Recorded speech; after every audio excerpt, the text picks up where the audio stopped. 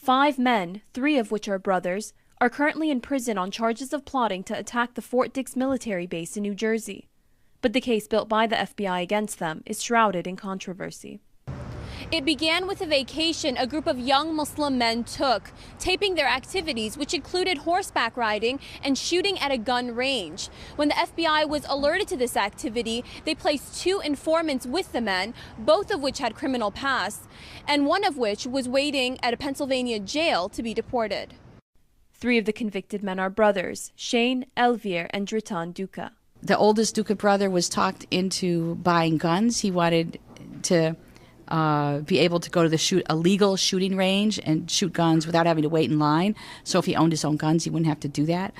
But he wanted only to buy legal guns.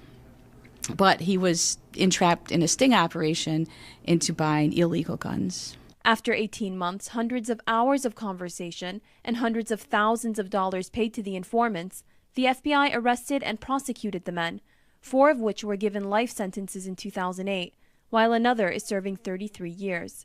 At one point in the investigation, one of the convicted men told the police of the informant's suspicious behavior. That's what is so astonishing to me about this case, is in this case, one of the young men, I think, realized that there was something not quite right, and he calls the police. But even that isn't enough to prove his innocence. That, he called the police on the informant. The government wanted that way. They want to justify themselves. They spent millions of dollars. The judge itself said in the court, we spent millions of dollars, taxpayers' money, to investigate these people. In addition to concerns of weak evidence and allegations of an FBI setup against the men, the parents of the Duca brothers, all of whom received life sentences, discussed the devastating impact the case has had on their family. The third son, she was born, his daughter, when he was in Philadelphia jail. And we asked the judge, please, can he hold for 1 second in his hand his own daughter? He denied. He said no.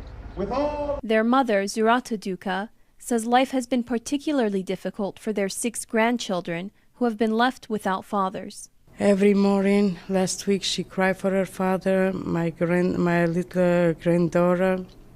She said, I cry in the class and crying when I see my friend.